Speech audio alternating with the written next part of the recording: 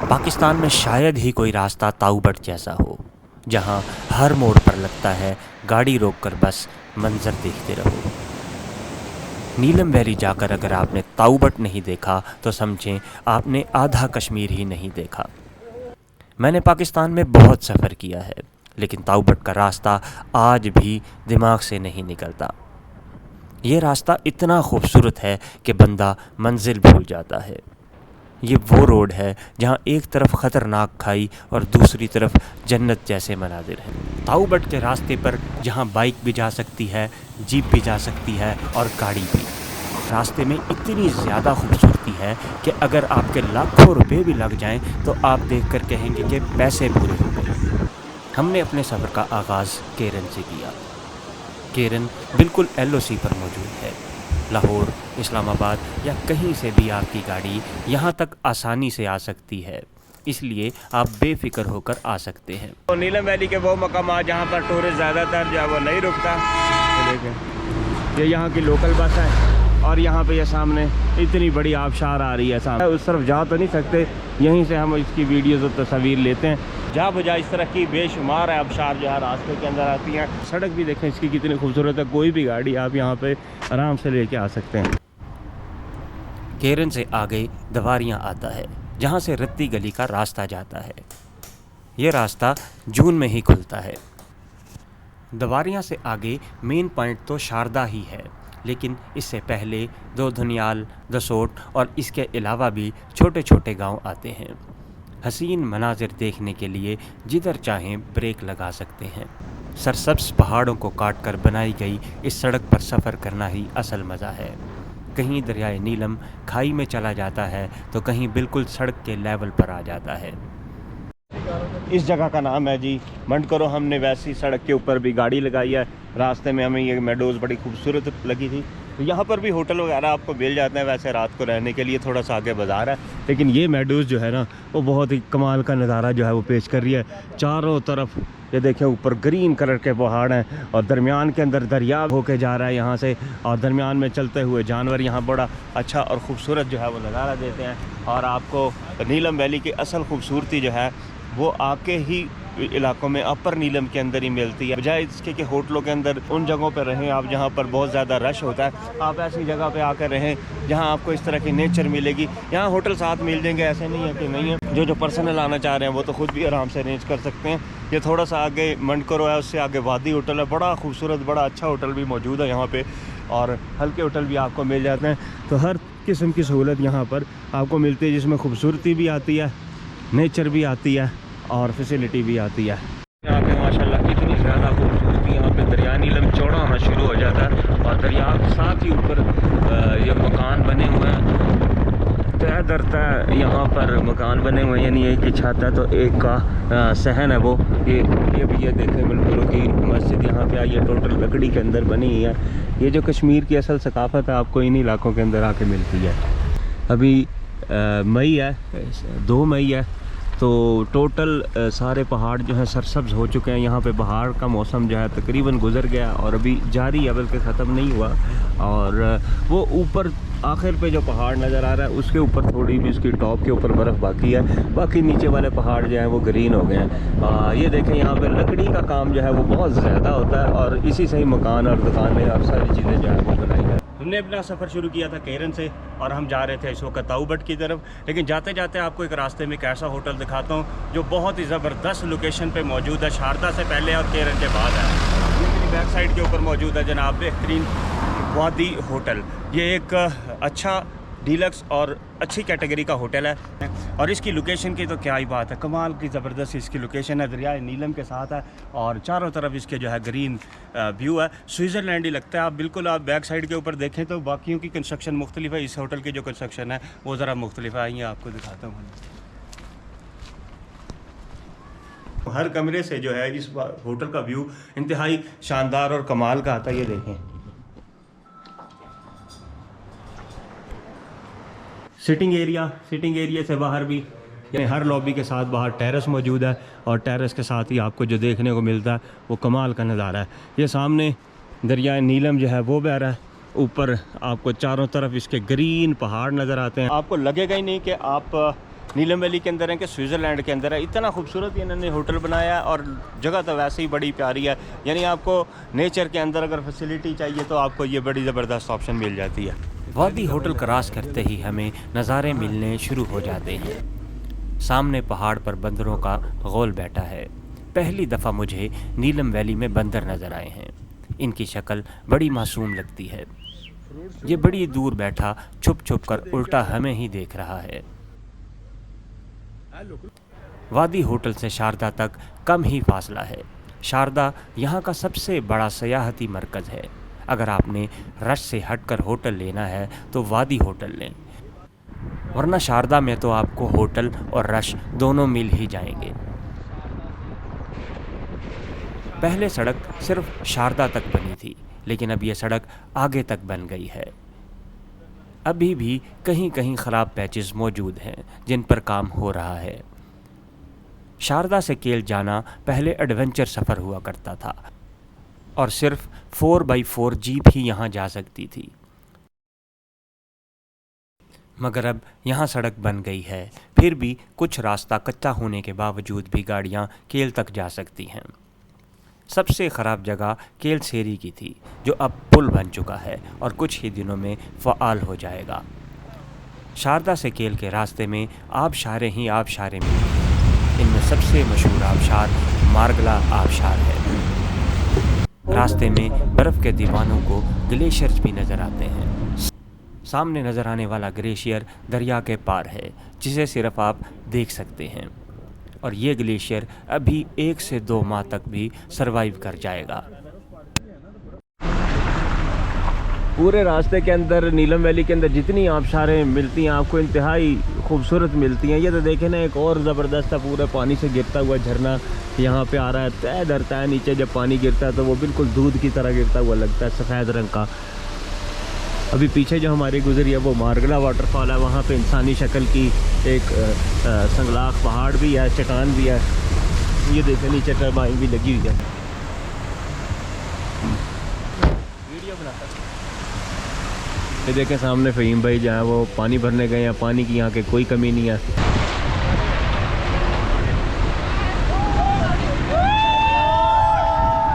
चलते चलते हमें रास्ते के अंदर एक ऐसा मंजर नज़र आया कि जिसने हमें रुकने पे मजबूर कर दिया। तो वो ये था कि वो सामने पीछे चेरी का दरख्त लगा हुआ है, और चेरी के दरख्त के ऊपर जिस वक्त फूल निकल रहे होते हैं तो वो तो वैसे ही इतना ही हसीन मंजर होता है। उस वक्त इस पर पत्ते भी नहीं निकलते, सफ़ेद रंग के फूल निकलते हैं। फिर आहिस्ता आहिस्ता इसके ऊपर अभी पत्ते भी निकल आए हैं और ये सफ़ेद रंग के फूल जो है झड़ना शुरू हो गए हैं। इसके नीचे से चेरी का फल निकल आएगा, और ये जो पत्ते जिस वक्त हवा के अंदर उड़ते हैं तो ये ऐसे लगता है हवा के अंदर मोती आप घूमते फिर रहे हैं। इंतहाई लाइट वेट होते हैं और स्नोफॉल की तरह ऐसे गिरते हैं नीचे, तो बड़ा अच्छा लगता है ये। और नीचे गिरते वक्त ज़मीन के ऊपर ये वाइट कलर की एक लेयर बिछा देते हैं हल्की हल्की, ऐसे ही लगता है कि जैसे बर्फ़बारी हुई है। जाना हमने अभी काफ़ी आगे है, तो वेट यहाँ पे टाइम ज़ाया नहीं करते, चलें हम अब आगे चलते हैं और आगे के मनाजिर आपको दिखाते हैं। अभी हम केल भी जो है वो नहीं पहुँचे हैं, तो चलें जी।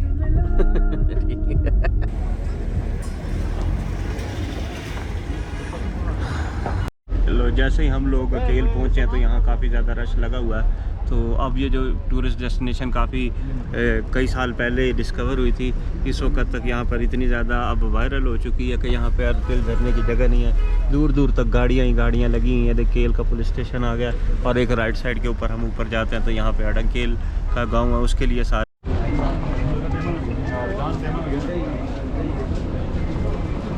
अब ये जिस जगह हम पहुंच चुके हैं, यहाँ से हमारा एक रास्ता जो है वो शाउंटर वैली को चला जाता है और एक रास्ता ताऊबट को चला जाता है। ये देखें 32 किलोमीटर इधर शाउंटर है और इधर 44 किलोमीटर ताऊबट है। अभी हम ताऊबट की तरफ जो है वो निकले हैं, और उससे हमें ये है कि अगर शाउंटर वाली वैली से अगर हम जाते हैं तो यहीं से रास्ते में चिट्टाकट्टा झील भी आती है, और यही रास्ता जो है आगे पीछे स्तौर की तरफ मिलेगा।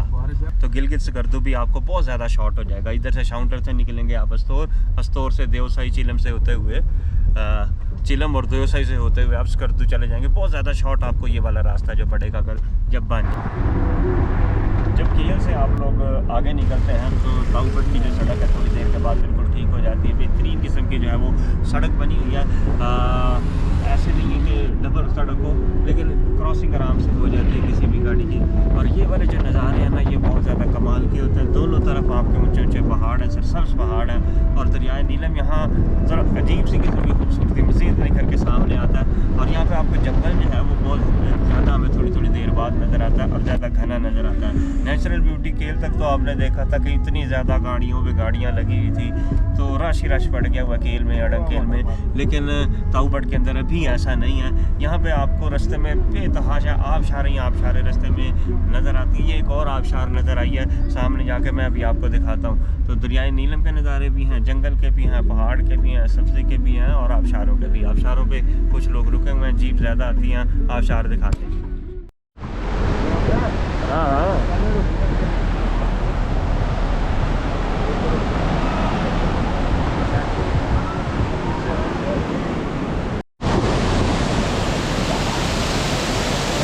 हमें जो गाड़ी के अंदर से आबशार नज़र आई थी वो वाकई बहुत खूबसूरत आबशार है।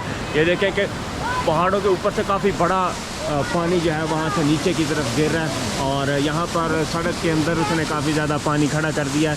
जो भी गाड़ी वगैरह आती है वो इसी पानी के अंदर से गुज़र के आएगी, और ये पानी फिर सड़क से गुज़रता हुआ नीचे, ये देखें मज़ीद एक और आबशार बनाता हुआ नीचे इस दरिया के अंदर चला जाता है, नीलम के अंदर।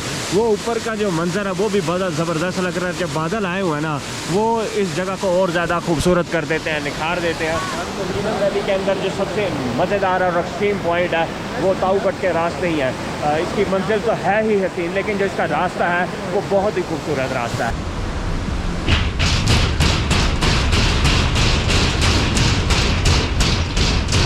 जैसे ही हम ये आबशार गुजरे हूँ, तो आबशार गुजरने के बाद पहली जगह आती है वो ये छोटा सा गांव था, नाम तो पता नहीं इसका क्या था, लेकिन इसकी छतों का, हर घर की जो छत का कलर था ना वो ऑरेंज कलर का था। ऐसी थीमेटिक इन्होंने बनाया हुआ, बहुत ही खूबसूरत लगता है। यहाँ पे अब थोड़ी थोड़ी जो है वो ठंड हो गई है, तो अब हमें जैकेट पहनना बहुत ज़्यादा ज़रूरी है। लेकिन हमारे साथ एक और मुश्किल पेश आई है, वो ये है कि हमारा टायर जो है वो यहाँ पर ताऊबट के रास्ते में ब्रस्ट कर गया, कोई पत्थर वगैरह शायद यहाँ से लगा। और ये देखें फिर अब यहाँ पर खुरम भाई और फ़हीम भाई और ये हाज साहब लगे हैं जनाब इसको सही करने के लिए।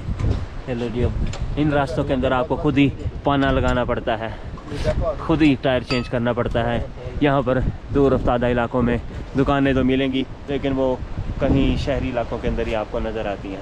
तो इस तरह जब भी आपने आना है तो अपने लिए इस तरह की चीज़ें जो हैं, ये अपना कम से कम सेफ्टी मेजर जो है वो पूरे करके आने हैं, ताकि आपको किसी भी किस्म की मुश्किल से पेश ना आए।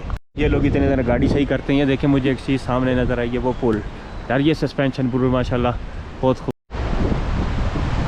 ये देखें यहाँ पर सामने सिर्फ जंगल है, और जंगल से लकड़ियाँ इकट्ठी करने के लिए यहाँ पर ये पुल बनाया गया है। ये थोड़ा सा सस्पेंशन ब्रिज है, इस पे आजकल अभी अलाउ नहीं है वैसे जाना आम पब्लिक का, तो इसलिए हम आगे नहीं जाते, सिर्फ यहीं खड़े होकर आपको इसके नज़ारे दिखाते हैं कि यहाँ पर अगर दरिया पार करना होता है तो इस किस्म के पुलों से गुज़रना पड़ता है। अभी तक तो हम सफ़र ही कर रहे हैं ताऊबट का, और नज़ारे वाकई ऐसे हैं कि हमें दिल चाहता है कि हर जगह पे गाड़ी रोक लें, लेकिन सफ़र भी हमने मुकम्मल करना है, क्योंकि आसान सफ़र नहीं है, थोड़ा सा लंबा सफ़र है। तो आगे गांव आएगा फुलवाई, वहाँ जाके हम आपको दिखाते हैं कि यहाँ का जो घर कैसा होता है। जो घर है ना, उन्हीं को होटलों में तब्दील कर दिया हुआ, वैसे ही दियार की लकड़ी के बने हुए हैं। तो हम अंदर जाएंगे इंशाल्लाह, वहाँ चाय वगैरह भी पियेंगे, तो वो आपको दिखाते हैं कि कैसे ये लोग यहाँ पर रहते हैं, किस किस तरह की इनकी बोदोबाश है, और क्या काम करते हैं, और किस तरह अपना ज़िंदगी का गुजारा करते हैं, और अंदर से ये कैसे लगते हैं ये लकड़ी के बने हुए घर। वो सामने लगता है कि हमें घरों के आसार नज़र आने शुरू हो गए। देखें लकड़ी के, नीचे मिट्टी के हैं और ऊपर लकड़ी के हैं। अगर तो ये फुलवाई है गांव, तो फिर हम यहाँ रुकते हैं। बाइकर्स तो यहाँ बहुत आते हैं। ये देखें ताऊबट जाते हुए रास्ते के अंदर काफ़ी ज़्यादा गांव मिलते हैं, और सारे गांव जो है वो इंतहाई नेचुरल और खूबसूरती से भरे हुए हैं। मैं इस वक्त मौजूद हूँ जनाब, पहुँच चुका हूँ फुलवाई गाँव के अंदर, और फुलवाई गाँव भी जो है वो बिल्कुल नेचुरल तरीके से बना, लकड़ी के साथ, दियार की लकड़ियों के यहाँ पे जो है वो मकान मौजूद हैं, और यहाँ तक आपकी कोई भी गाड़ी आराम से आ सकती है, क्योंकि यहाँ तक जो है वो सड़क इजीली बनी हुई है। 2x2 गाड़ी भी है या नॉर्मल गाड़ी भी है, वो इजीली आ जाएगी। इससे आगे जो है वो सड़क ख़राब है, इससे आगे हो सकता है अगर आप अपनी यहाँ पे गाड़ी पार्किंग पे लगाएं और उसके बाद जीप पे चले जाएं, आपको जीप भी सस्ती पड़ेगी यहाँ। फिर देखें जनाब, यहाँ का जो लकड़ी का स्ट्रक्चर है कितना कदीमी है, और यहाँ पर जो सारे मकान और दुकानें भी बनी हुई हैं वो भी कदीमी लकड़ी की बनी हुई हैं, पक्की। और ये दियार की लकड़ी होती है, इस पर जितनी मर्जी बर्फ़ पड़ जाए, बारिश हो जाए, ये ख़राब नहीं होती। इनका हर चीज़ जो है वो सीमेंट के बजाय लकड़ी से बनाई हुई है। टोटल आपको कश्मीरी स्टाइल यहाँ पर मिलता है, सकाफ़त यहाँ पर मिलती है, मईशत भी जो है इनकी देखें लकड़ी की दुकानों के अंदर ही चलती है। और बाद में इसके ऊपर नक्शो नगार भी ये लोग बनाते हैं। अच्छा, इसके बाद मैं आपको दिखाता हूँ अंदर से ये यहाँ के जो मकान हैं कैसे होते हैं। यहाँ के जो पुराने मकान थे उनको इन्होंने होटलों के अंदर जो है तब्दील कर दिया हुआ है। अंदर चलते हैं और अंदर से दिखाते हैं कि ये कैसी है।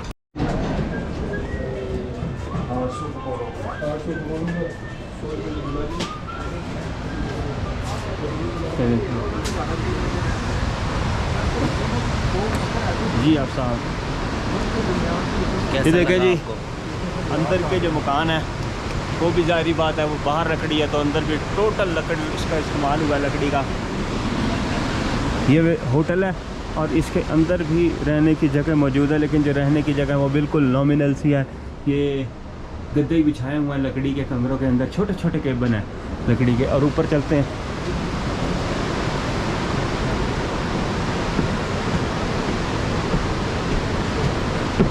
नमाज़ पढ़ने के लिए जगह भी ये देखें मौजूद है। और मैं पहले भी यहाँ पे आया था, मैं दूसरी दफ़ा आया हूँ। अगर आपने कश्मीर की वाइब लेनी है, यानी कश्मीर की रिहाइश देखनी है, अंदर से देखनी है तो वो कैसी लगती है, तो बिल्कुल ये वो सेम आपको यहाँ पर फील आती है। यहाँ पुल क्रॉस करके वो बड़ा बाज़ार भी आता है दूसरा, और ये इधर वाला बाज़ार ये आपके सामने। लेकिन दोनों जो जगह हैं ना, चढ़ के ज़रा सांस चढ़ गया, सारी की सारी लकड़ी की बनी है। ऐसे ही होटल है और ऐसे ही सारा कुछ मौजूद है। ये भोलाबाई का पुल आता है और इस पुल के नीचे से बहता हुआ झरना बड़ी तेज़ी से आता है। ये देखें ना, ये इसका व्यू का मज़ा ही अलग है। दोनों तरफ से पानी ऊपर से आ रहा है झीलों के अंदर से, और ये नीचे दरियाए नीलम के अंदर जो है वो मिल रहा है। भोलाबाई के अंदर आके हमें एक और ऑप्शन मिली है कि यहाँ पर आप अगर आते हैं अपनी गाड़ी पे आ जाते हैं, यहाँ तक तो गाड़ी आ जाती है। अगर आपने जीप पे नहीं जाना और आपने बाइक के ऊपर जाना है तो यहाँ पे ये देखें भाई ने लिख के लगाया हुआ मोटरसाइकिल रेंट कार रेंट पे जो है वो दस्तियाब है। कितने की भाई मिल जाती है? जी 3000 रुपये लेते हैं, फ्यूल डाल के देती है। फ्यूल डाल के देंगे, आने जाने का फ्यूल होगा।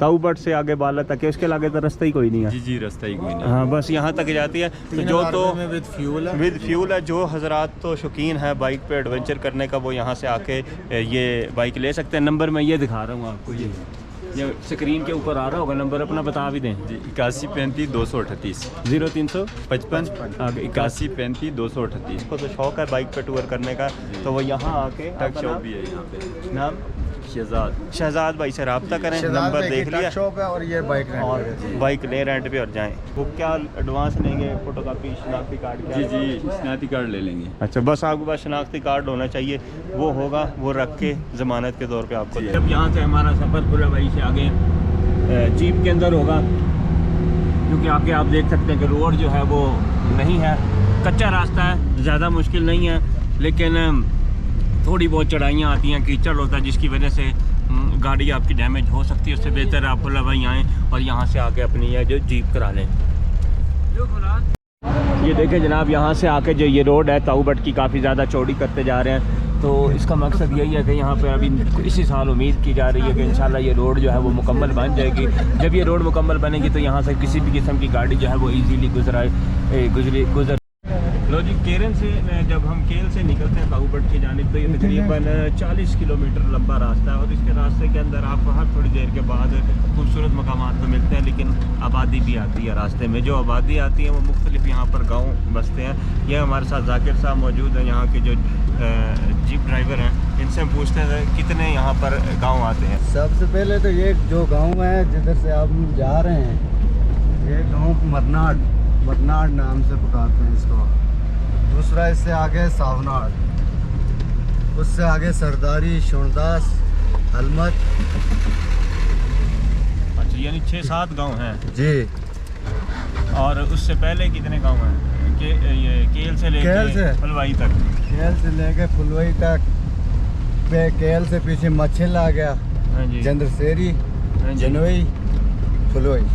अच्छा, पीछे भी 3-4 गांव आगे 6 से नहीं 10 के करीब यहाँ पर गांव जो है वो केल से आपको पीछे ताऊ पड़ता है। हाँ केल से ताऊबट तक आते हैं। उधर से आखिरी गांव जो यहाँ का वो ताऊबट वाला है। जी। इससे भी आगे कुछ नहीं नहीं, आगे फिर उधर डोके वगैरह बनी हुई हैं लोग क्या वो तो जो लोग हमारे जो माल मवेशी जो माल मवेशी के लिए जाते हैं। ये रास्ते के अंदर हल्की हल्की बारिश भी हो गई थी जिसकी वजह से थोड़ी सी स्लिपरी फ्री हो जाती है, लेकिन इस वक्त हम पहुंच चुके हैं जनाब, सरदारी क्रॉस कर लिया है और अब हम आ गए हेलमेट। ऐसे ही है ना, गांव से तो हम गुजर जाते हैं लेकिन नाम वगैरह जो है हम नहीं पढ़ते। ये देखें बाहर से आपको गांव दिखा दो कितना खूबसूरत है।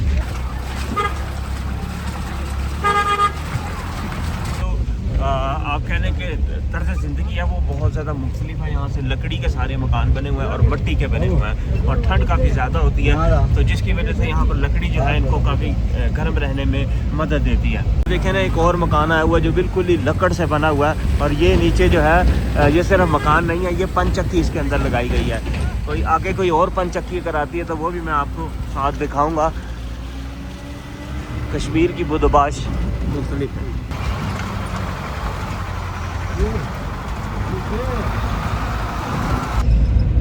ये रोड इतना आसान नहीं है, लेकिन वहाँ से आप कह लें केल से लेकर इसका ताऊबट का जो फासला है 40 किलोमीटर है, लेकिन हमें फिर भी 4 घंटे लग ही जाते हैं, 3.5-4। आप रुकते रुकाते भी हैं क्योंकि रास्ते के अंदर इंतहाई खूबसूरत जगह भी मौजूद हैं, तो 4 घंटे लग ही जाते हैं। अब हम निकले थे तकरीबन 4 बजे के करीब, बल्कि 5 बजे हम लोग निकले हैं इधर से फुलवाई से, तो 2 घंटे हम पहले ही आगे थे। तो अब 7 बजने लगे हैं, तो 7 बजे के करीब आहिस्ता आहिस्ता अंधेरा अब शुरू होने लगा। तो रात के वक्त भी जब मनाजिर दूर से जब रात के वक्त भी गाँव नज़र आता है तो इनकी छतें जो हैं वो एक रंग की हैं, दूर से चमकती हुई नज़र आती हैं, बड़ी प्यारी लग रही है ग्रीन मेडोज़ के अंदर। लो जी, ताऊबट तो हम तकरीबन पहुंच ही चुके हैं, लेकिन अभी जो है वो रात का वक्त हो गया।